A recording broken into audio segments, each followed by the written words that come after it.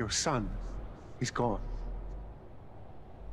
He was weak and foolish, like his father. So I destroyed him.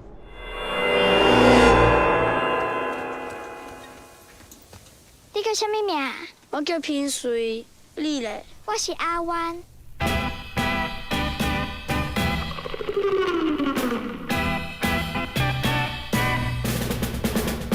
是谁抛去了我？你在哪里学跳舞的？美国电影。总有一天我会去美国。我可以去吗？当然。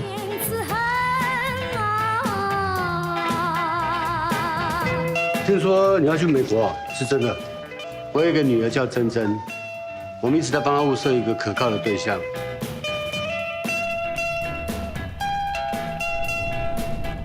我能问你一个问题吗？你为什么不告诉我你要离开？ Hello, everyone, and welcome to the Weak and Foolish Movie Podcast. My name is Mike Tang, and with me is Job Eng. In this episode, we will be discussing the new Netflix film Tigertail by Emmy Award-winning writer and first-time director Alan Yang. His name may not be familiar, but his work should ring a bell. Parks and Recreation, The Good Place, and Master of None, among others. For those of you tuning in for the first time, each of our podcast episodes begins with a non-spoiler section of the movie where we describe our thoughts on the film without revealing any specific plot details. This section is then followed by a spoiler discussion where we delve into all aspects of the film. So you must be wondering why Tigertail? Everyone right now is talking about Tiger King. So what is this little movie on Netflix called Tigertail? Several reasons why we want to talk about Tigertail.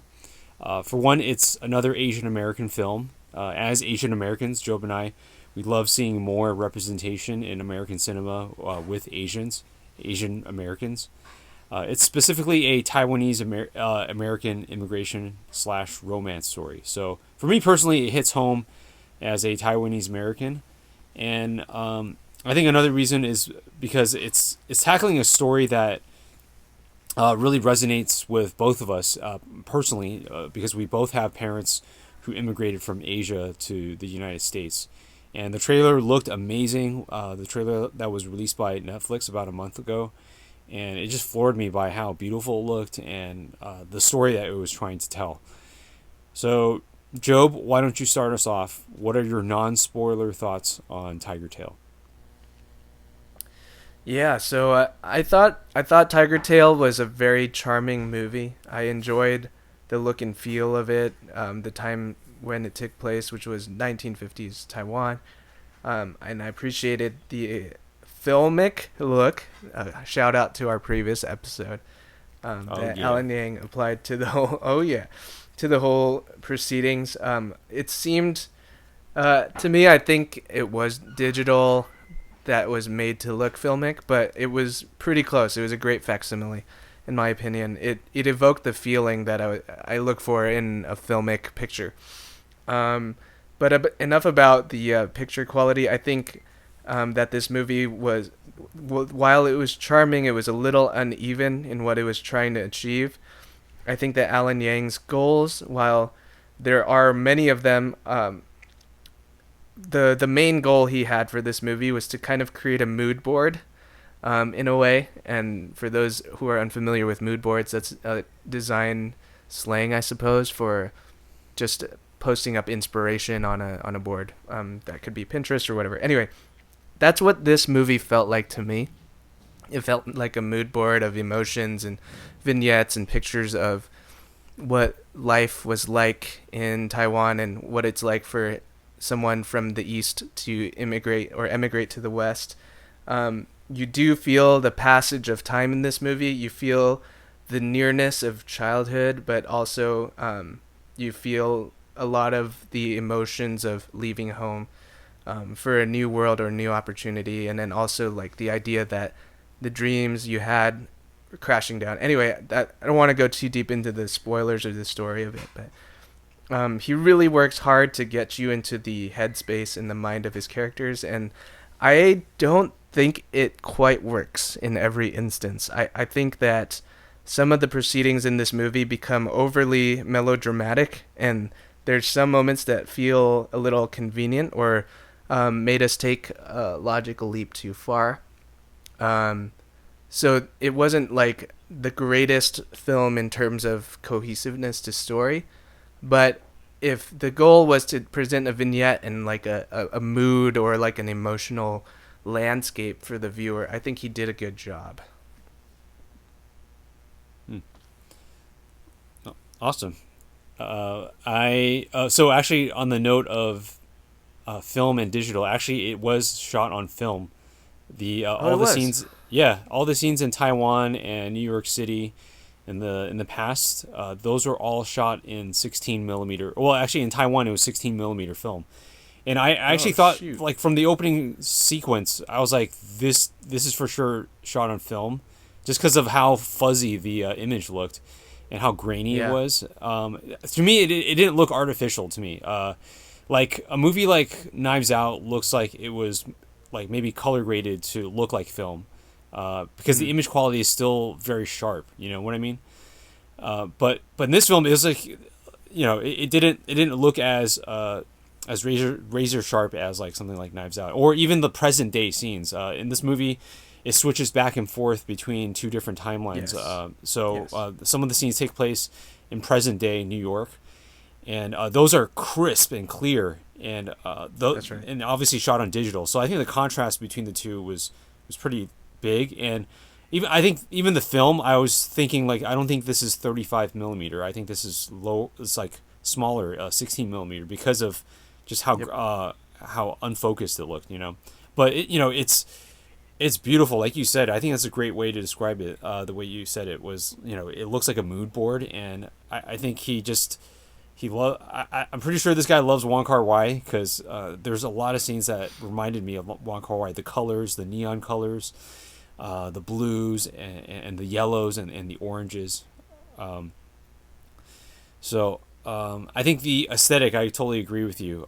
It's just top notch. Like, I love the way the movie looked, and I love how it switched back and forth between the two mediums. I think it's just really funny that, our last episode, we just talked about the differences between shooting a movie on film versus digital, and we didn't know that Tigertail was gonna was like done in this way.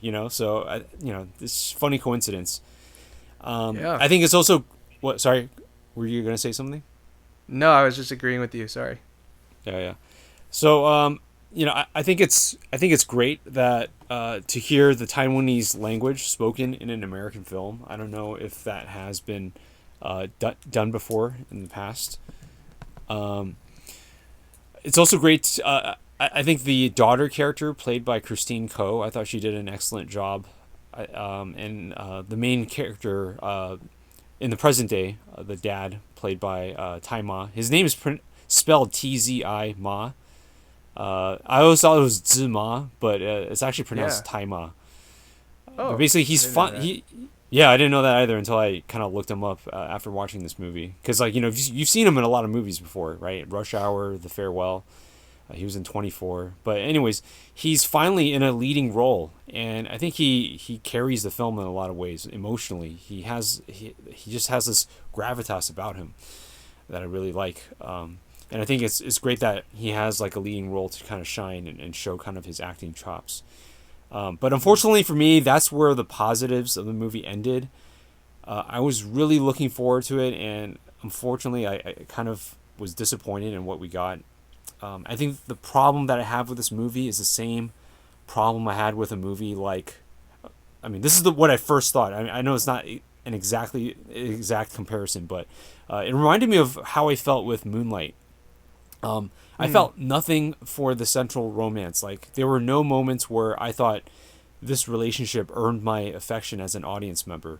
I felt like they did a lot of telling and not enough showing. Like, we're in scenes that show that they're, like, quote unquote in love, but all they're doing is just kissing and making jokes that are only funny to the characters and not us. I don't know why she loves him. I don't know why he loves her.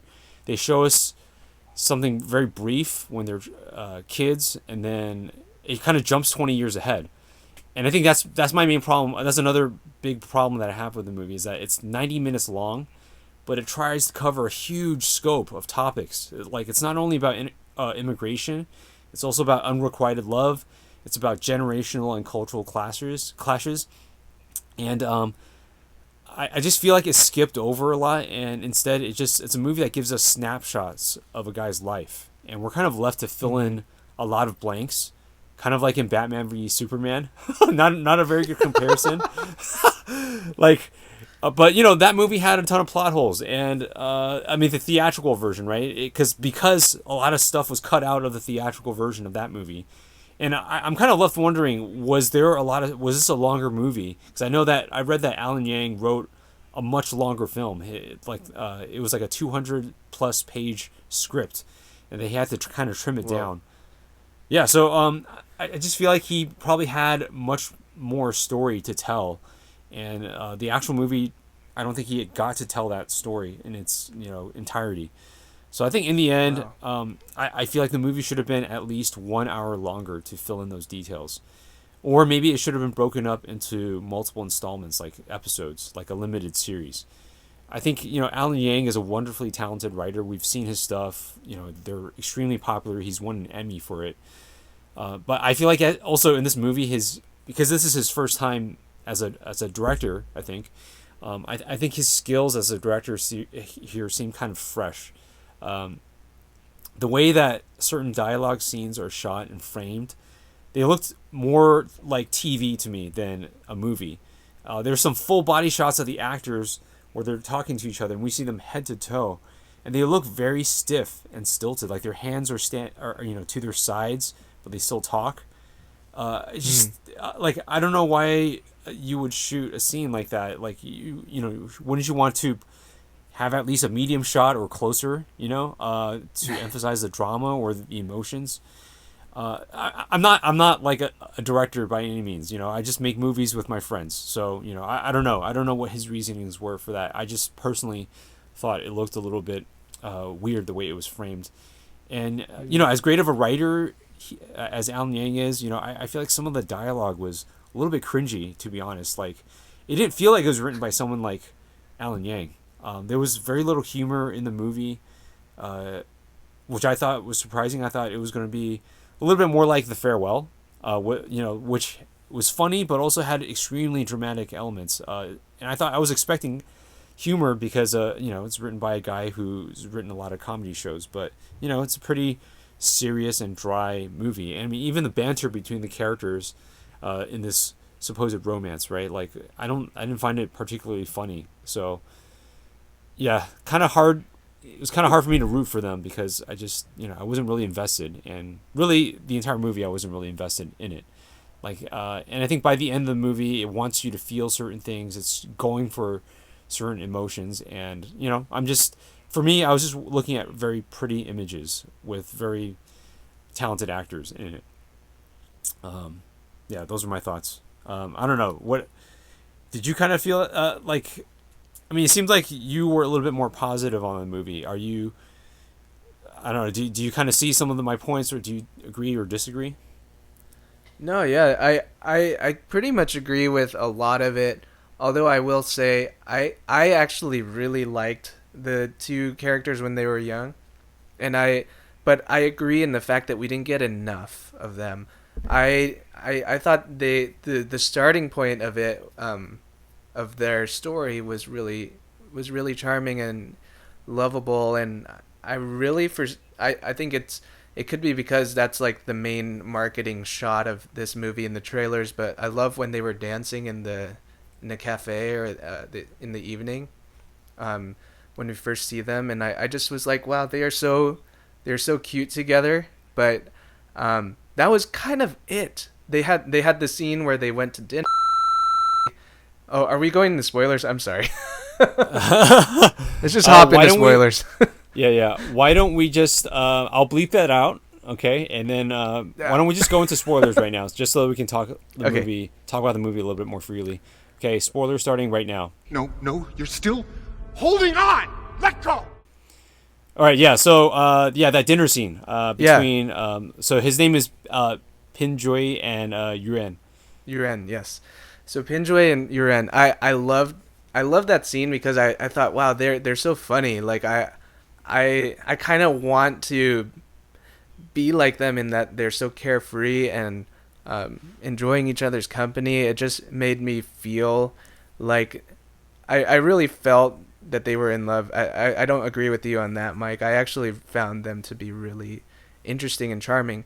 But what fails for me is that was it. Like, we got such a small taste of it. And I was like, dude, there was so much potential here if they just lingered.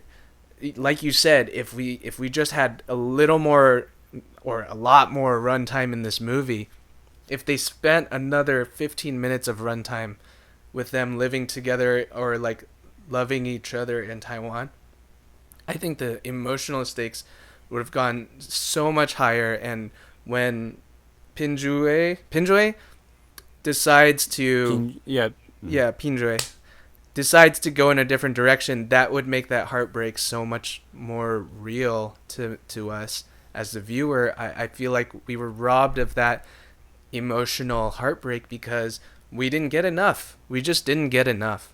But I liked where it was going, and I think that's where we differ. Is I thought they had a lot of potential, and it was more heartbreaking that we didn't get enough.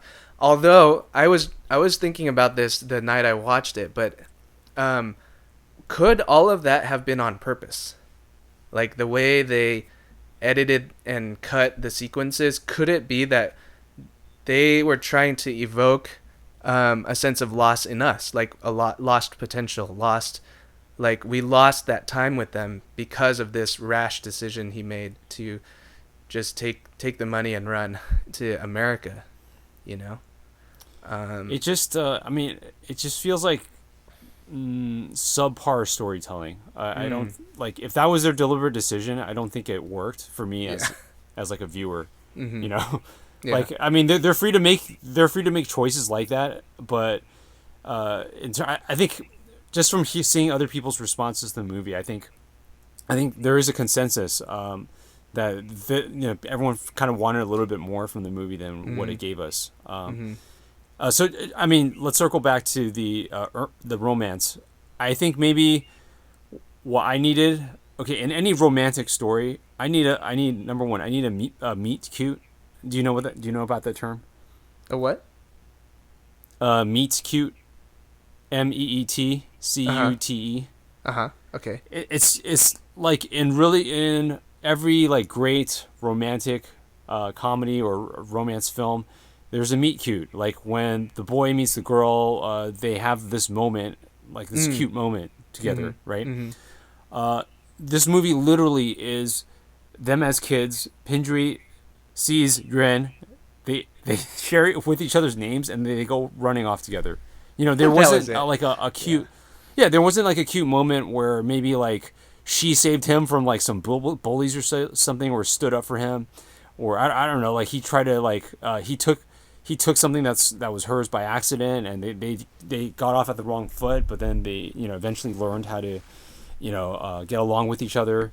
I don't know, like things like, it's just little plot details like that I think would have really serviced the characters' relationships. Like, but it seemed like it was just trying to take shortcuts in this relationship that I don't know, it didn't work for me. I kind of want to talk more about that restaurant scene, okay? Because they're eating in this fancy restaurant, and then there's a waiter who's very rude to them, and then it just cuts to the end of their dinner, and then he kind of whispers to Yuan, like, hey, they've been rude to us all night, let's just get back at them, let's just leave.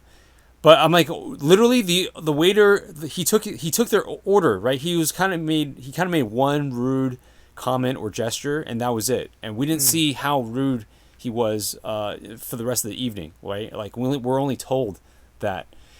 And so I kind of felt like that was unfair, or maybe, in the end, like, if you want to talk about maybe class differences, right? Pindri is very poor. Yuan is supposedly wealthy. Like, we should have seen that, right? We should have seen her home. Or we should have seen how the waiter treated Pinjui over Yuan. Maybe because Yuan is wearing nicer clothes than he is. Right? Or he's wearing a white T-shirt and like slacks. You know, he looks like he just came out of work from the factory. So I think that scene needed more, and I think that's basically what I was feeling the entire movie. I'm like, I needed more than just what it was giving us. But also, second of all, the scene in the restaurant where they run out and they kind of don't pay for the bill, it feels so cliche. Like, I was surprised that trope was even used, because it's, you know, been done so many times before. I haven't seen that trope in a while in a movie, because, like, you know, we've seen it. It's been beaten down into the ground. So that's another thing that I think really bothered me about the film. Let's talk about Pinjui's boss sending him to America with his daughter. Yes. Did you have a problem with that? Dude, I didn't get it. I was kind of like, wait, what? First of all,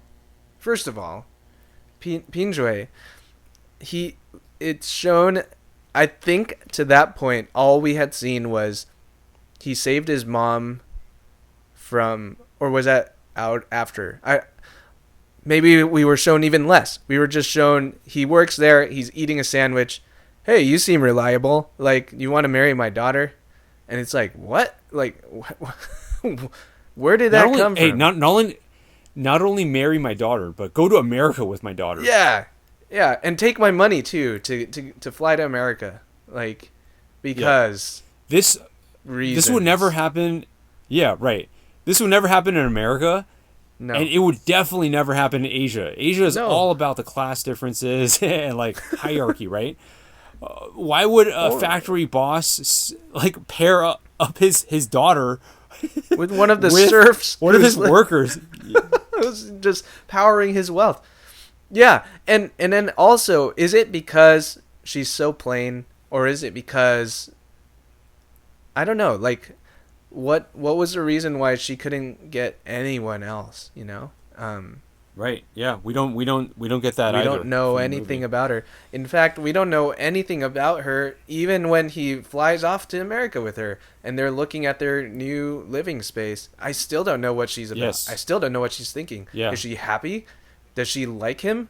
We have no idea. Mm-hmm. Was she nervous at their first date? Is that the reason she wasn't talking? Yeah.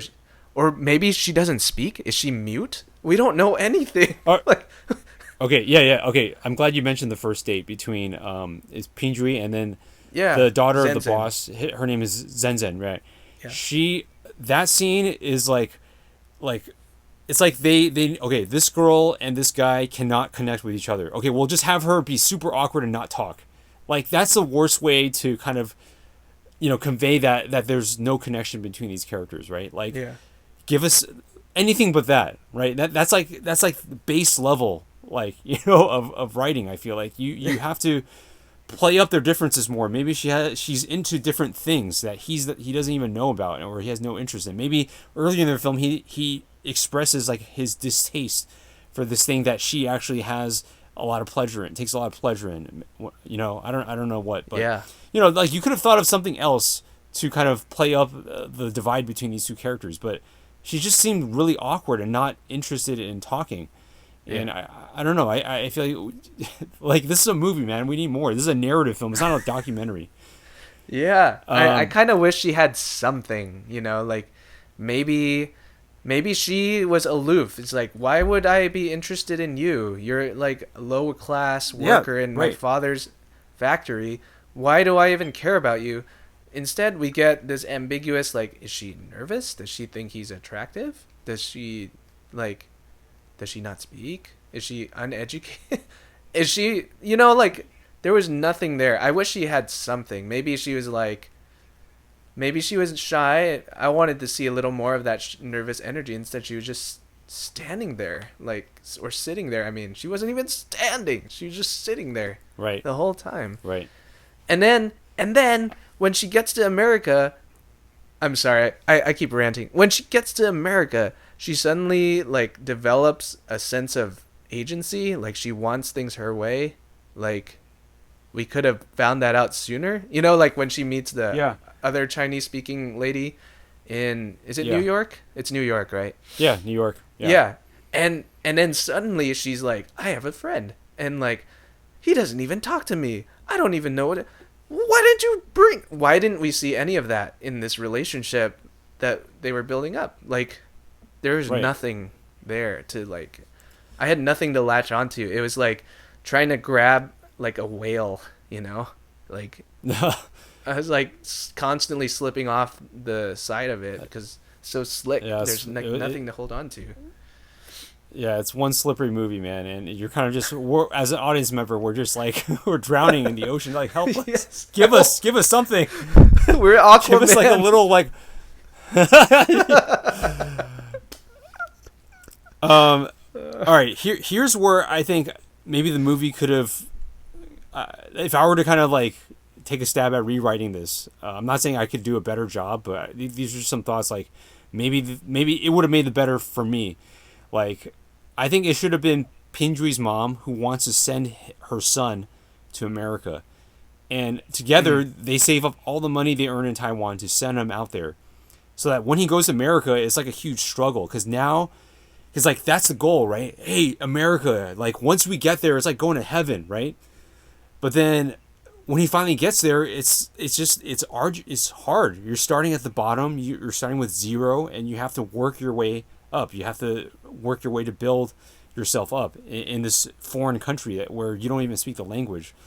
Now he has to live up to his mother's efforts, and I feel like this is the immigration story, right? Like that's what our parents went through. They came here and there was struggle. Like the struggle is not with someone that you were set up with, you know, that you don't love. I feel like the struggle is trying to acclimate to this new country and trying to live up to those expectations of the people who sent you here.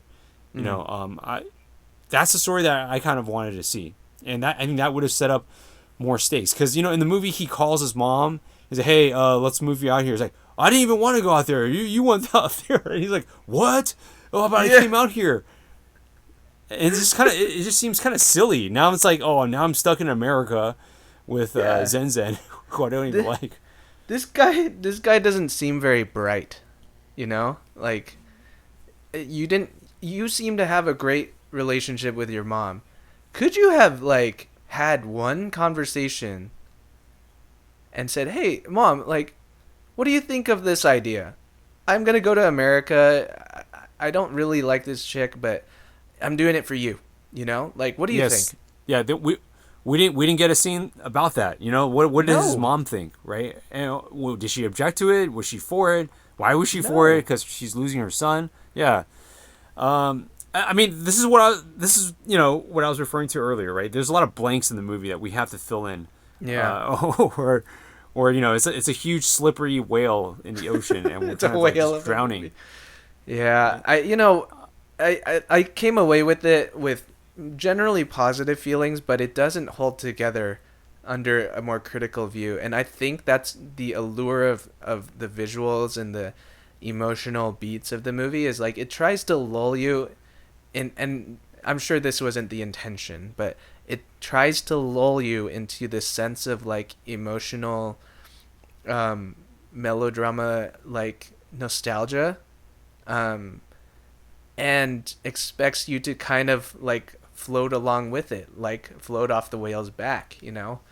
And this whale's just like swimming along, and it's like, oh, this thing will slip off eventually. And I think we're like meant to kind of go along with the emotion of it without like explaining why we should care. And I think like if you were the characters, of course you care, right?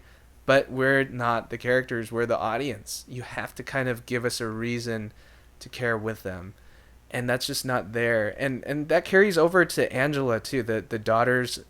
You know, these two people who don't even love each other eventually have a child, and we see that she's grown up and she feels the same sense of abandonment. But it's like, what? I don't get the connection that led to that point. Like, this guy was a kind of a fun loving guy. He would he would dine and dash with his girl, you know. He likes dancing, he likes records, he likes music. But like when he's grown up and old, he's just kind of, he doesn't speak at all. And like I just had a hard time believing these two characters were one. Like they were the same guy. Mm-hmm. And Right.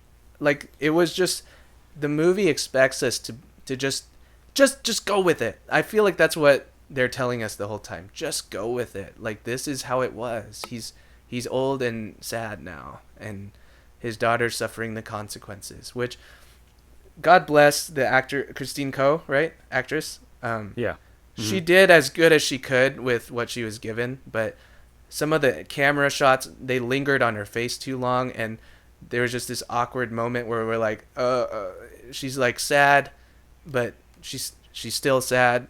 Oh, she's still sad. And then it finally mercifully cuts to her father, who is also sad, and is, oh wait, he's still sad. Oh, he's sad still. Yeah. You know what I mean? Yeah.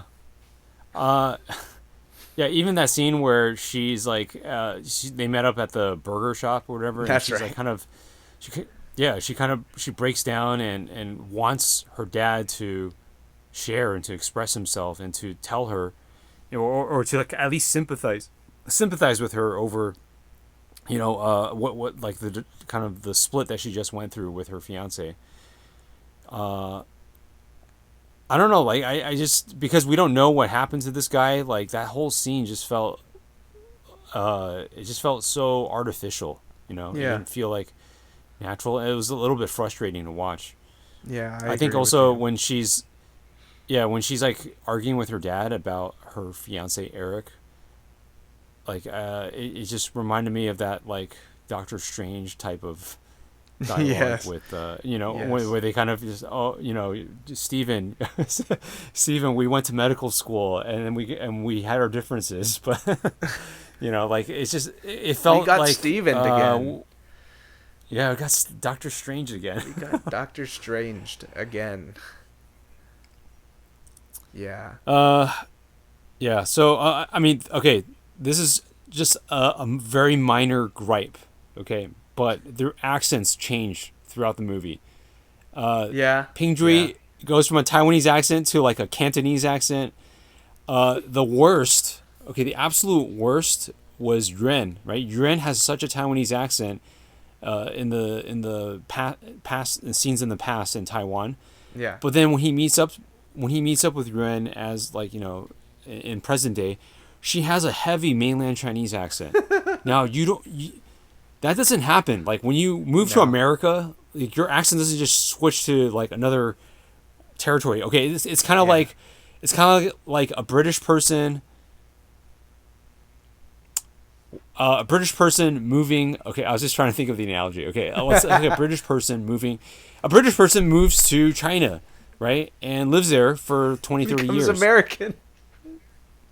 Yeah, and then all of a sudden that British person has an American accent. Like, you can't. That's not how accents work, right? I can understand if you're like, you know, Taiwanese and you move to mainland China and live there for like 20, 30 years. Yeah, I can see your accent changing because like you're still speaking the same language, Mandarin, right? Yeah. But dude, you're moving to America, man. Like your accent, like my parents' accents, they've stayed the same in the last 30 years. You know, Maybe I'm sure she your married a parents too. mainlander, you know? Maybe she married a mainlander. You don't know. Who knows? Yeah, sure, that's possible. But I mean, does your accent really start to change to sound like more like your partner? Your accent. I'm not talking about the way that you talk. I'm talking about your like No. your language accent. No, Yeah, it shouldn't. I don't know. It's not as likely. So it's just a little detail. I know it's really hard to find good, you know, actors with screen presence, you know, who speak Mandarin, right? And you know, so I understand it's hard to find people with consistent accents. I think they would rather have a better performance. Well, isn't the anyways, one this who is played isn't the one who played older Yuren like a famous actress? like famous. Yeah, Chinese Joan actress. Chen. She's been in a lot of stuff Yeah. before. I didn't know she actually speaks Mandarin because in all her movies she speaks English. Oh, and okay. quite well. Yeah. Huh. Um, What did you think You know, of that scene you know, that they brought her back with, like, where they got lunch after meeting up on Facebook? I thought it was good. Like, it kind of made me feel sad for Pinjui because he never got to, like, she's moved, you know, obviously it's like 30 plus years later, right? Yeah. So, like, obviously, like, she's settled down, she has a kid. Like, even though his marriage didn't work out, I think maybe he was hoping that she would Still be single. available and Yeah. they could yeah. But, you know, I think in that scene, he just watches her leave and he's just like, you know, that's it, you know. But even then, I'm like, kind of- they reconnected on Facebook, right? And they seem to Yeah. have shared a lot about each other's lives. Could Right. he not have found out that she was married by that point? Yeah, that's true. And Doesn't she also, have, like, she's like, oh yeah, so you have kids? And he's like, yeah, my oldest is this. And then she goes like, and what about Angela? It's like, wait, how does she know about his daughter's name? oh, yeah, right. Yeah. Dude, it makes me feel like I think they had a lot of movie that was still there that they had to cut for some reason. That's the only way I can explain it. Release the Alan Yang cut. Let's start this campaign. Yes. I know. Netflix, just do it. You have nothing to lose. Release the Yang We're all in cut. quarantine anyways. Yeah, we could do with the extra 10 minutes that you cut, you know? I'm okay with it. Dude, I feel like an hour was cut out for this movie. Wasn't the runtime an hour and 10 minutes? I don't think it even No, it was was a 90. feature- Oh, 90. Okay. It was 90 minutes. Yeah. Man. So All right, is our general... well- yeah, go ahead. Yeah.